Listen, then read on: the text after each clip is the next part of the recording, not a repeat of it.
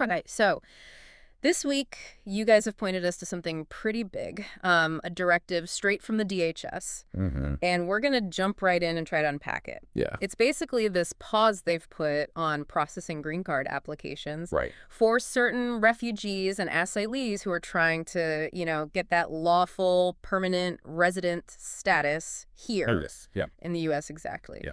So you sent over a bunch of news articles that kind of lay out this whole policy shift. From USCIS. Right, from USCIS. Exactly. I think what we want to do today is really just understand, Who this affects. who this affects, Why they're doing it. why, And what it all means. what it all means. Big picture. Yeah, exactly. Like, what are the consequences Exactly. for these people, but also just, for immigration in general. The whole landscape. Yeah. We want to give you the breakdown. Yeah. Without making your head spin. Exactly. Oh, So let's Get into it. get into it. First off, who are we even talking about here? Right. Who are these people whose green cards are basically, on hold? Well, it's interesting because, in a lot of cases, these are folks who have already been vetted, Oh, wow. pretty extensively. We're talking Afghan evacuees who came here after that 2021 withdrawal. Right. Asylum seekers who've been granted refuge. They've already proven in court that they have this credible fear of persecution. Right. And then refugees who, they've gone through the whole 9 yards. Wow. Interviews, medical exams, background checks, sometimes even before they even set foot on U.S. soil. So, this This is not new people. new arrivals, no. People are already here. These are folks already here. Or who've already been, or have been cleared to come. approved. Yeah. Exactly. That seems important. It is, these are people who have already jumped through so many hoops. Right. Just to find safety. And now they're facing this, this extra hurdle to try to get that green card, that permanent residency. Yeah. Right. So huge question is. Huge question is why? Why are they doing this? What's the reason? So officially, yeah. DHS is saying this is temporary. Okay. It's just a pause Okay. for additional screening. Additional screening. Okay. To quote them, Okay. they want to better identify fraud, public safety, or national security concerns. Oh, right. So. And they point to these 2 executive orders. They point to these 2 executive orders? Yeah, from the Trump administration to back this up. Okay, so tell me about those. How do they... Well, so one of them Yeah. really focuses on vetting and screening everyone. Everyone. As much as possible. Got it. All these aliens who want to come in or are already here, Okay. particularly from places that are considered, security risks. Okay.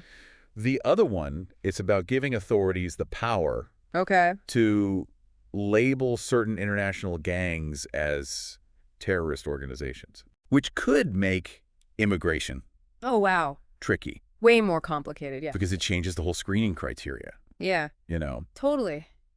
What's interesting is the legal side of this, how Yeah. they're using these old orders Right. to justify this new policy shift. Right. Some legal experts are saying this is stretching it, Interesting. going beyond what those orders were meant for. So basically, DHS is saying, look, we need to double check these people. Triple check, Triple check. maybe quadruple check. Even though they've already been vetted, just to be sure they're not a threat.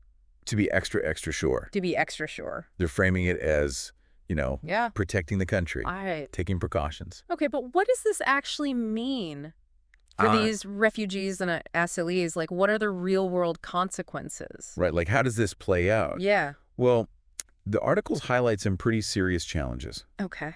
For starters, without a green card, Right. your job options are limited, and it's hard to travel outside the U.S. Yeah, that makes A sense. green card gives you way more stability Right. and freedom to move around internationally. Totally. Yeah, not being able to travel Huge impact. could really mess things up. And the work restrictions? Financially, Yeah, could be really tough. could be devastating. So what else? Well, there's also the family separation issue. Oh, right. Yeah. When green card processing gets delayed, Right. families can be kept apart for even longer. Oh, man.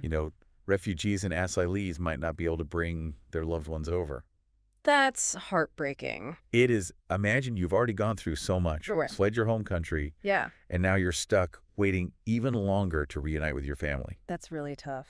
It's tough emotionally. Yeah. It's tough logistically. Yeah. It just adds to the uncertainty. Yeah. And then there's the biggest thing. Yeah. Without that green card, Right. they're much more vulnerable. Right. If immigration laws change, Oh, yeah. they could get deported. Wow, the green card is like this protection. It's security. long-term So stability. this isn't just a one-off thing, right? Not at all. The stuff we're looking at, it suggests this is part of a bigger trend.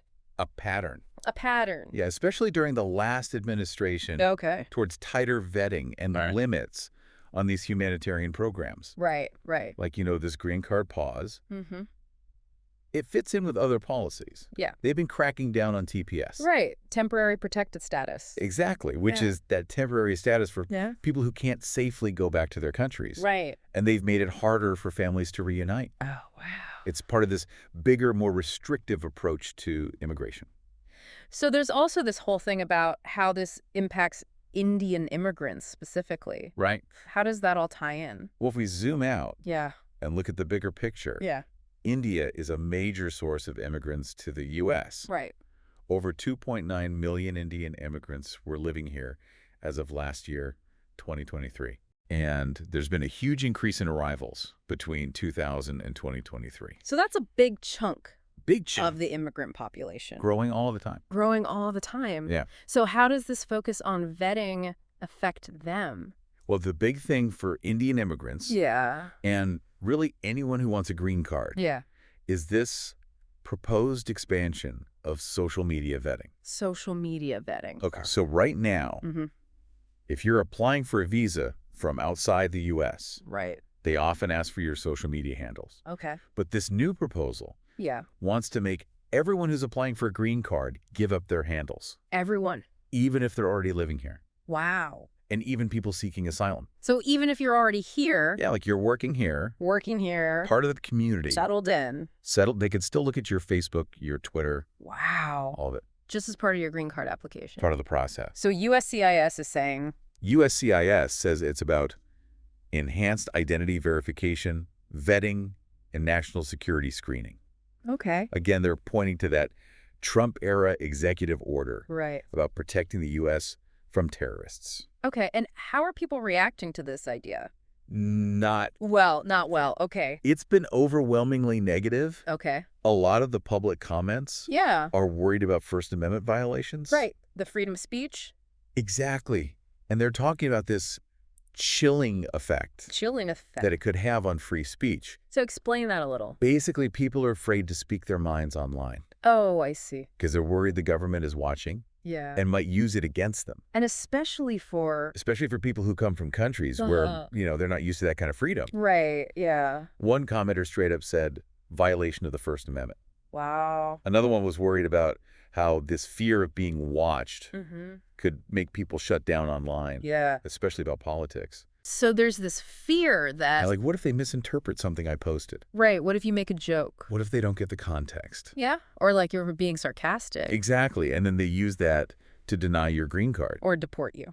Or even worse. Wow. And there have been cases Yeah. where people were denied entry or deported Based on social media. based on their online activity. Wow. So, of course, people are nervous, Super nervous. especially those applying for green cards. Especially them. And we know that a lot of Indian immigrants are super active in politics online. Both U.S. politics and Indian politics. So this could really make them think twice. Yeah. About speaking their minds. So if we take this green card suspension Right. and then add this whole social media vetting thing, It gets messy. it feels like the whole immigration system is just getting more and more complicated. More complicated, more unpredictable. And harder to navigate. harder to navigate. The green card suspension alone Right. just adds another layer of complexity. Another layer of bureaucracy. And delays, More delays. more uncertainty. For everyone. And there's not even a way to appeal this specific suspension. According to what we're seeing, Yeah. no formal appeal process. So if you're stuck in this situation, Right. what are you supposed to do? Well, the advice is pretty consistent. Okay. First, make sure your current legal status is good. Okay. All your documents are up to date. Keep everything current. Exactly. Yeah. Second, talk to a good immigration lawyer, Right. someone who really knows their stuff, Get legal advice. because they can help you figure out your options. Yeah. Maybe even challenge this legally. Okay. What else? And stay informed. Stay informed. Keep up with any changes from DHS Okay. or any court decisions. So is there any chance this whole suspension thing could be reversed? Well, the current administration could reverse it. Okay. They could issue new executive orders Right.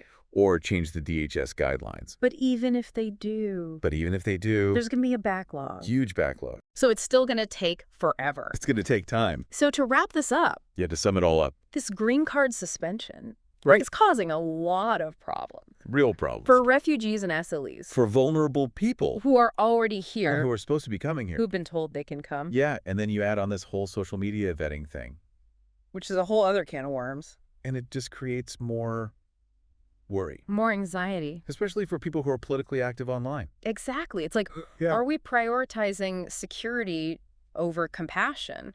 Right.